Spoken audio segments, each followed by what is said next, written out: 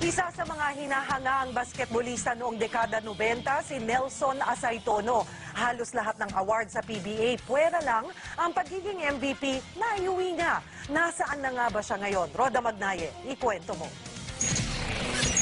Probinsyano at Tubong Mindoro ang itinuturing na isa sa pinakamagaling na manlalaro ng PBA, si Nelson Asaytono. Nagsimulang mag-basketball si Nelson sa University of Manila bilang estudyante. Matalo ako sa UM tsaka nag-champion ng UM. Wow! 10 pesos lang. Taong 1989 nang makapasok siya sa Pure Foods. Dahil sa kanyang bilis, taas tumalon at lakas magdang, tinawag siyang The Bull. Kaya ang ilang PBA players asar daw sa paglalaro niya. April 7, 2005 nang gawin ni Nelson pang 12,268 point niya. Pang-pito sa may pinakamaraming nagawang puntos sa PBA. Actually, halos lahat ng award nakuha ko na eh. No? Ang isa lang talaga ang hindi ko nakuha, yung MVP.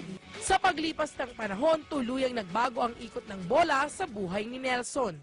Lalo na maghiwalay sila ng kanyang asawa. So, yun lang yung ano ko sa sarili ko na hindi nagkakaedad ako na hindi ako nakakabuo ng pamilya.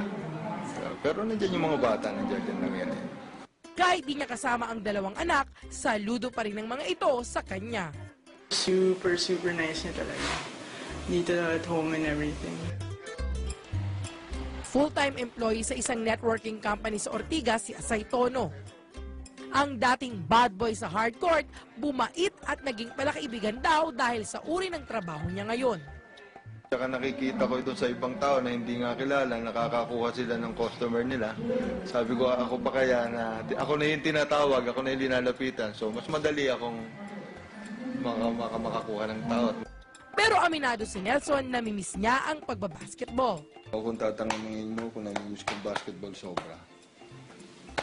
Kaya lang, hindi na natin pwedeng ibalik yung kahapon eh, di ba? Na-foul man sa ilang aspeto sa buhay si Nelson The Bull Asaytono, tuloy pa rin ang pagsugod sa mga hamon tulad ng isang toro. Roda Magnaye, News 5.